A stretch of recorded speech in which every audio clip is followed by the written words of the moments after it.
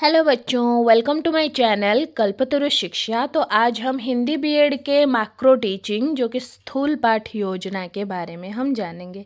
तो आज के प्रकरण का नाम है बरसते बादल। इस वीडियो को पूरा तक देखने से आपको लेसन प्लान भी मिल जाएगा और चार्ट भी मिल जाएगा। तो आइए, इस पाठ के कवि है कविवर सुमित्रानंदन पंत जी, और ये है हमारा चार्ट जो कि बरसते बादल की है। ये अभी आधा है, पूरा नहीं बना है, पूरा है बाद में है, पर इसी को ड्राइंग किया गया है। अपने हाथों से ड्राइंग की हूँ, तो कैसा लग रहा है ये भी ज़रूर बताना वीडियो में।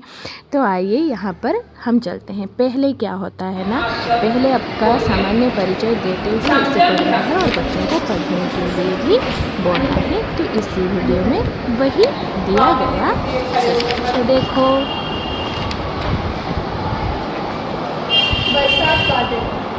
झमझम झमझम मेघ बरसते हैं सावन के, छमछम छमछम गिरती बूंदे तरुओं से छन के, छम छम बिजली चमक रे पुर में घन के, थम थम दिन के दम में सपने जगते मन के।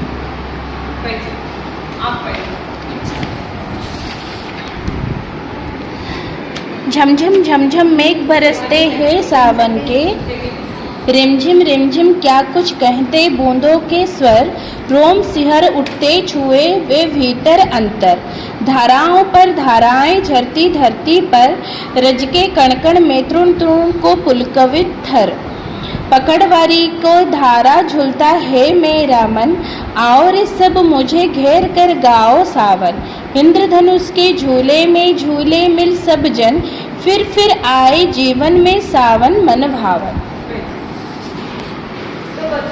कविता में जो कवि यह कह रहे थे कि झमझम झमझम में बरसते हैं सावन के। आप सबको वर्षा ऋतु पता है ना। जो कवि है वर्षा ऋतु के बारे में हमें वर्णन करके यह इस कविता के द्वारा बता रहे हैं। जो बरसात के समय मेघ कैसे बरसते हैं, झमझम झम मेघ बरसते हैं। जो हमें वर्षा ऋतु कौन से मास में आता है? सावन मास। सावन मास में जो आषाढ़ और सावन रहते हैं ना, सावन मास के जो मेघ रहते हैं ना, वो झमझम बरसते हैं, कंटिन्यू बरस आता है। छमछम गिरती बूंदे तरुओं से छनके। जो तरु का मतलब है, तरुओं का मतलब है पेड़।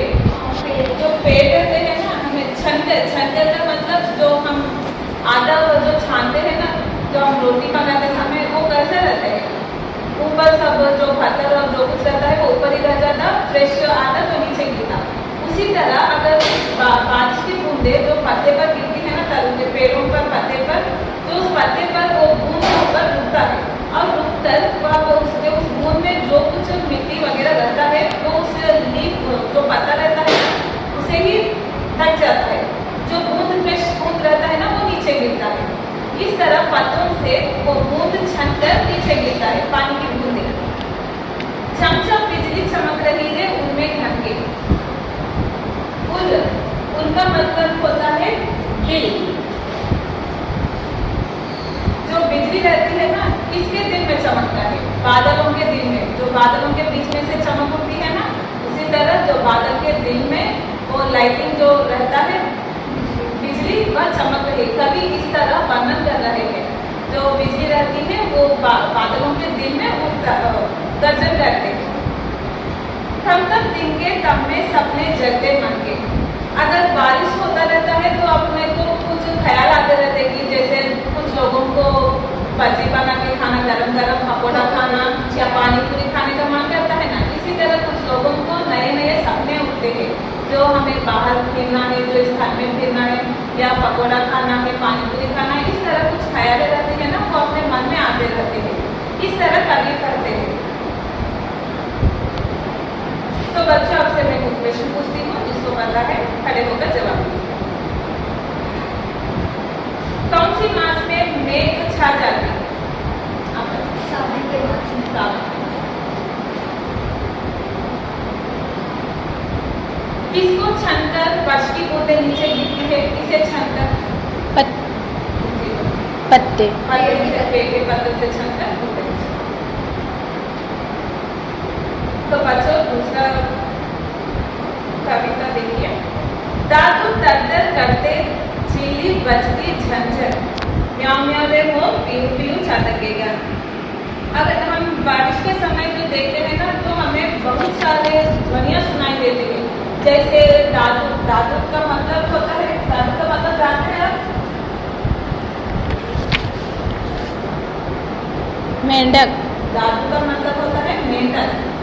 फ्रॉक्स होते हैं ना, उससे ध्वनियाँ हमें सुनाई देती है। जो बारिश के समय बहुत सारे जीव जंतु उनके शब्द सुनाई देते हैं ना।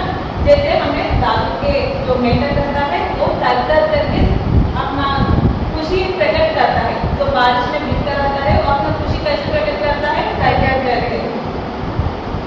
और झीली बजती झंझर, झीली का मतलब वो एक टाइप जो इंसेक्ट होता है, वो झिन बोल के झंझर का साउंड लेते हैं। झिंगुर जैसे रहते हैं ना, जो दादू टक्कर करता है वैसे झीली ये झिंगुर रहते हैं ना, वो झंझर बोल के अपना आनंद को प्रकट करते हैं।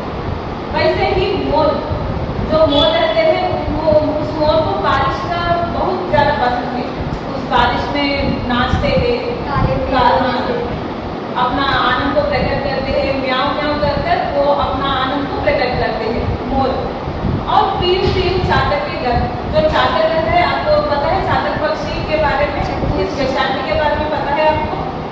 चातक पक्षी जो वो पानी को, बारिश का पानी को, हाँ बारिश का पानी पीती है और बारिश का रास्ता निहारता ही रहती है कि कब बारिश आएगा और वो पिएगा। वो बारिश की बूंदे भी, बारिश की बूंदों को ही वो पीती है। इस तरह जब बारिश होता है ना तो वह मैं पीऊ पीऊ का मतलब जो ड्रिंक करते हैं ना, वो मैं पीऊ पीऊ बोल के वो साउंड करके अपना आनंद को प्रकट करती है। इतने दिन तक वो कोई भी पानी को नहीं पीती, जिस दिन बारिश पड़ता है उसी दिन का पानी को पीती है।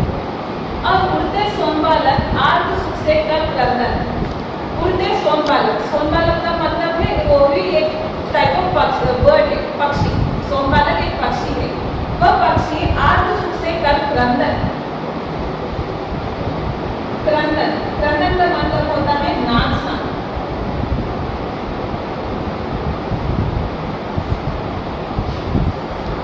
आर्द सुख से मतलब है बहुत खुशी से वो अपना खुशी प्रकट करती है, जैसे नाचकर या चीख कर। इस तरह वो जो सोनबालक पक्षी है ना नाचती है और वो बारिश में भीगती है और नाच कर गाकर, और उसकी जो आवाज़ रहती है उसकी आवाज़ से निकाल कर बाहर आर्द सुख से बहुत खुशी से वो अपना आनंद को प्रकट करती है। घुमर घुमर गिर में गगन में भरते गर्जन, और जो गगन रहते हैं जो एक से एक टकराते हैं ना उस समय हमें बहुत सारा ध्वनि बाहर निकलता है। जैसे घुमर घुमर साउंड हमें आता रहता है ना गगन से, उस तरह वो जब टकराते हैं एक से एक हमें बहुत सारा ध्वनि सुनाई देता है। गगन से घुमर घुमर कर इस तरह की आवाज़ निकलती है। कभी हमें इस कविता में बताना चाहते हैं कि जो आवाज़ें निकलती है ना तो जीव जंतु में या अपने जो मनुष्य में जो कुछ अपना आनंद प्रकट करता है वो किस तरह प्रकट करता है कि पता रहे। जो दादू है वो दरदर करते हैं, और झिल्ली है जो झिंगुर झंझर करती है, जो मोर रहते हैं वो म्याऊं म्याऊं करके अपना आनंद प्रकट करते हैं, और जो चातक पक्षी है वो पीऊ पीऊ कर अपना आनंद प्रकट करती है। इस तरह कुछ पक्षियाँ, कुछ जानवरों के बारे में पता कर वो अपना आनंद कैसे प्रकट करते हैं करके इस कविता में बोले। और दूसरा देखिए, रिमझिम क्या कुछ कहते हैं बूंदों के स्वर, जो बूंद गिरते हैं ना हमें किस तरह के साउंड आता है, जो किस तरह के शब्द सुनाई देते हैं, आवाज़ रिमझिम करके वो जो बूंद के टॉप नीचे गिरते रहते हैं ना वो साउंड हमें रिमझिम करके सुनाई देता है। रोम सिहर उड़ते छूते हुए भीतर अंदर, रोम सिहर का मतलब है हमें ये पता है, ये अपना हाथ में जो लेग रहता है वो जब ठंड हमें आंखों छूता है तो खड़ा हो जाता है। रोम सिहर जो उड़ते हैं, दारा ऊपर दारा ये झरती धरती पर, दारा का मतलब जो वाटर वेव्स करते हैं ना, जो पत्थर के ऊपर से जो नीचे गिरते हैं इस तरह वाटर, अब दाराओं के तरह ऊपर से गिरते हैं कुछ वाटर, अब थोड़े वाटर ऐसा फ्लो होके जाते रहते हैं। दाराओं की तरफ पानी बहता रहता है, जो जब वर्षा पड़ता है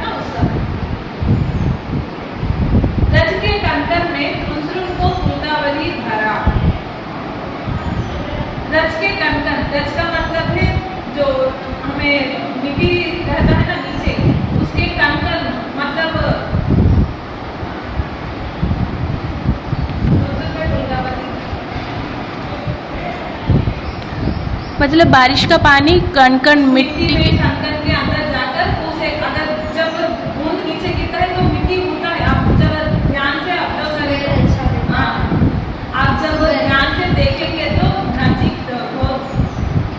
से तो वह कैसा रहता है, जब पानी नीचे गिरता है तो मिट्टी से ऊपर होता है, उछल।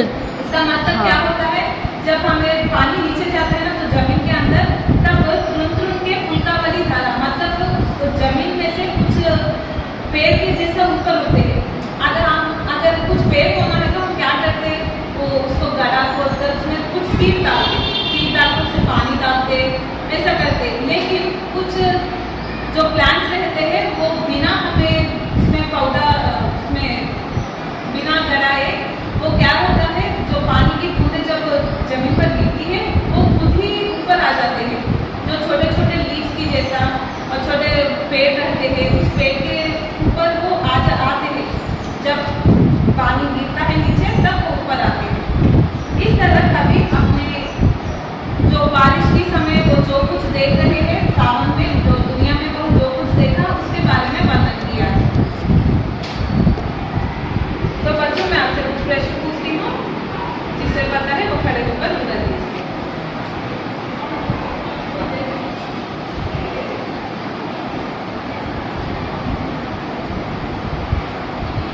जो वर्ष की बूंदें शरीर पर पड़ने पर हमें क्या होता है?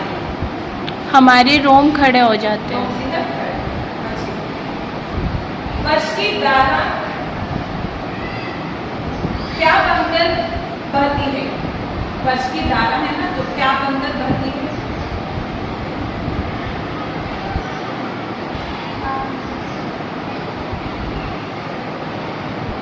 झरना बनकर बहती है। क्या झरना बनकर बनकर बहती है।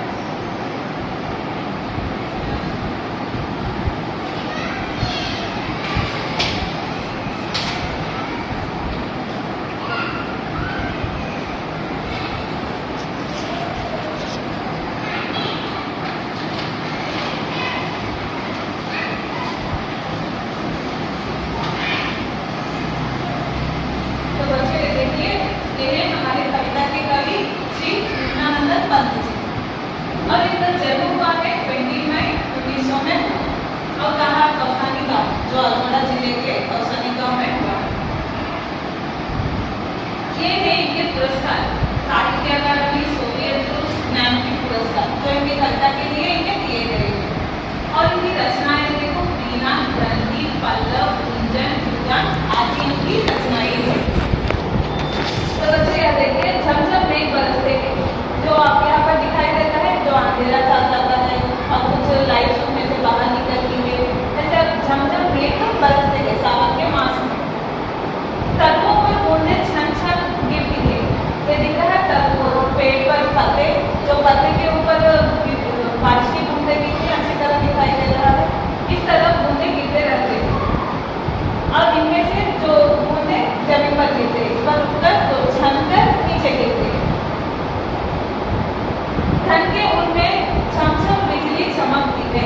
ये जो घन करते हैं ना, जो बादल, इसके उनमें मतलब इसके दिल में जो बिजली किस तरह चमक रही है, दिखाई दे रहा है, जो बिजली दिखाई दे रहा है, उस तरह बादल उनके दिल में चमक उठती है। और ये देखिए दादू, दादू का मतलब है बेटा, ड्रॉ करता है ना, वो बारिश करते समय डर डर करके चीखता रहते हैं।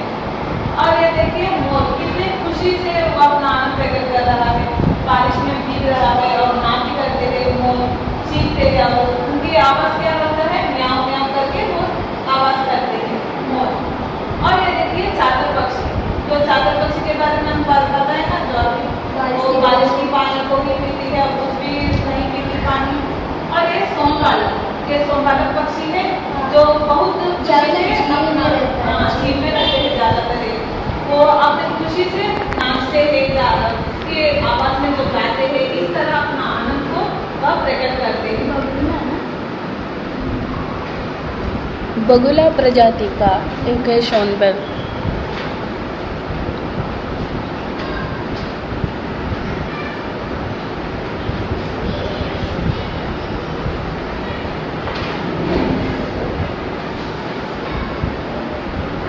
बच्चों में कविता पढ़ती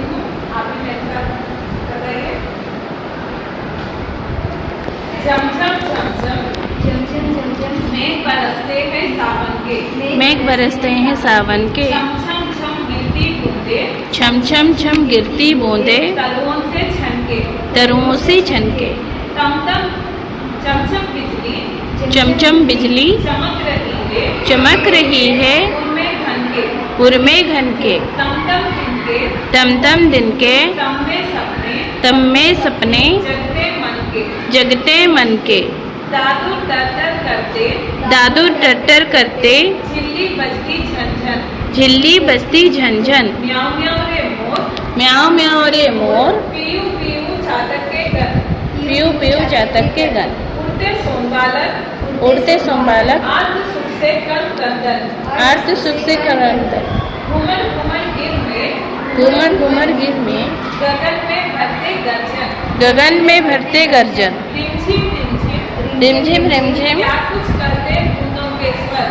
क्या कुछ कहते बूंदों के स्वर। रोम सिहर उड़ते छूते रोम शहर उड़ते छूते वे भीतर अंतर। वे भीतर अंदर। ताराओं पर धाराएं धाराओं पर धाराएं झरती धरती पर। झरती धरती पर। रच के कंकन में रज के कनकन में त्रुन त्रुन को तुम तुमको उल्कावली धर। पुलकावली थर।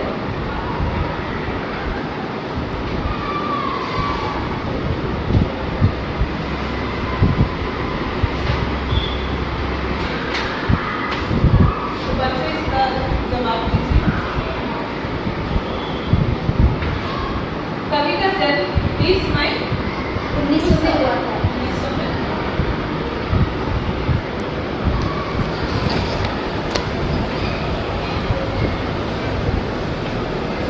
बरसते बादल को देखकर मेंढक डैश करते। टर्टल टर्टल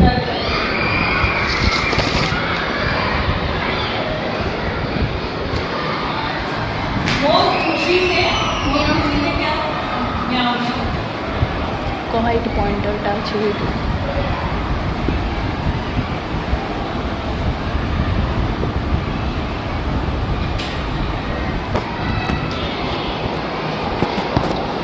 तो बच्चों इनका पर्यायवाची शब्द बताइए। गगन गगन का पर्यायवाची मेघ।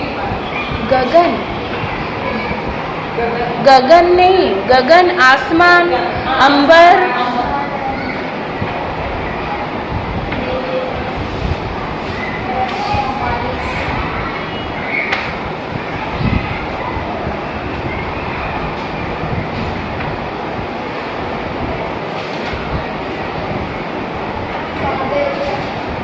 नहीं आसमान अंबर अंबर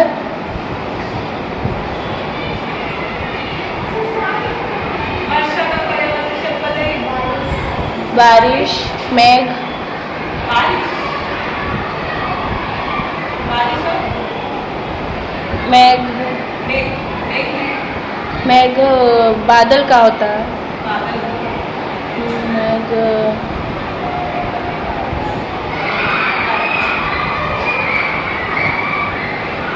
बारिश बरखा वर्षा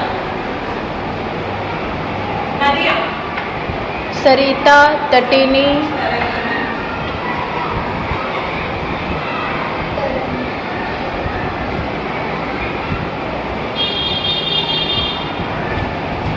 बच्चे का विलोम शब्द बताइए। दिन दिन का विलोम शब्द रात अंधेरा। उजाला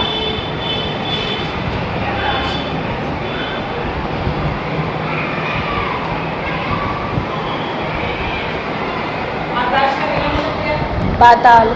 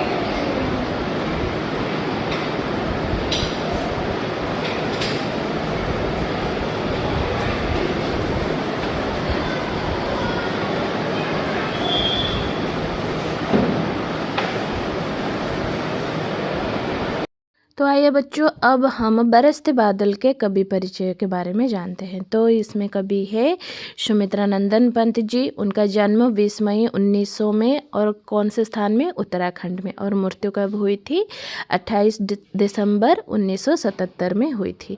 तो यहाँ पर पिक्चर को आप देख सकते हैं, इसी तरह से आप चार्ट बना सकते हैं। तो बारिश में सबसे ज़्यादा जिक्र तो मोर की ही होती है, जो कि बारिश को देखते ही नाचना शुरू कर देती है।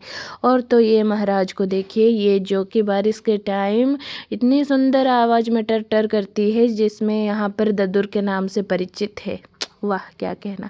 और ये है हमारे चातक पक्षी, जो कि सिर्फ बारिश की बूंदें ही पीती है, और कोई भी पानी नहीं पीती। बारिश हो तो बूंदें पी के ही वो जीती है। और बारिश के टाइम पर पत्तों में जैसे बारिश गिरते हैं ना, तो वो बहुत ही अच्छे लगते हैं, मनभावन लगते हैं। तो आइए हम चलते हैं हमारे लेसन प्लान की ओर। ये देखिए हमारा लेसन प्लान। आप इससे इसी तरह से लेसन प्लान लिखते हुए भी अपना पाठ्य योजना बना सकते हैं, और इस वीडियो को देख करके आप भी अपना टीचिंग प्रदान कर सकते हैं। तो पहला आपका परिचय वगैरह हो गया। उसके बाद आपको विषय वस्तु के बारे में थोड़ी जानकारी भी और लिखना चाहिए, और उसके बाद उसका व्याख्या भी बहुत अच्छी तरह से करनी चाहिए, और जो जो इंस्ट्रक्शंस दिए गए हैं उसे भी फॉलो करना चाहिए, जो कि पहले आपको आकर खुद पढ़ना होता है विषय को, और फिर बाद में क्या करते हैं ना, बच्चों को देते हैं पढ़ने के लिए। आपके पास उस पाठ्य पुस्तिका के 2-4 पेपर्स प्रिंट आउट रख लेनी है। आप पढ़ा लेने के बाद सबको एक एक करके पहले से बांट देना है, और एक एक करके खड़े करके बोलना है कि आप पढ़ के सुनाओ। तो एक एक बच्चे आपको पढ़ के सुनाएंगे। पढ़ने के बाद क्या करोगे ना, उसी विषय को व्याख्या करना शुरू कर दोगे। और व्याख्या के समय अगर कोई भी कठिन शब्द आता है या किसी शब्द का शब्दार्थ लिखना होता है, तो आप शामपट कार्य भी कर सकते हो उसी वक्त। और लिखते वक्त थोड़ा साइड होके लिखना होता है, ताकि बच्चों को दिखाई दे और आपके साथ बच्चे भी लिखना शुरू कर दे। और लिखते वक्त चुप नहीं रहना, बोलते जाना है कि ये वाला वर्ड है, ये वाला वर्ड का अर्थ ये है। तो आपको बोलते हुए लिखना होता है। फिर से पलट करके फिर से 1 लाइन या 2 लाइन पढ़ने होते हैं, और उसे भी समझाकर उसमें अगर कठिन शब्द आए तो वो भी आपको लिखना होता है। तो बाद में ये सब ख़त्म होने के बाद आपको मूल्यांकन की ओर जाना है। मूल्यांकन में आपको बच्चों को जांचते हुए बच्चे कितना जाने, कितना ज्ञान रखे, उसी बेस्ड आपको क्वेश्चन करना है, और एक एक बच्चे खड़े होके क्वेश्चन देंगे। उसके बाद शामपट कौशल करना है।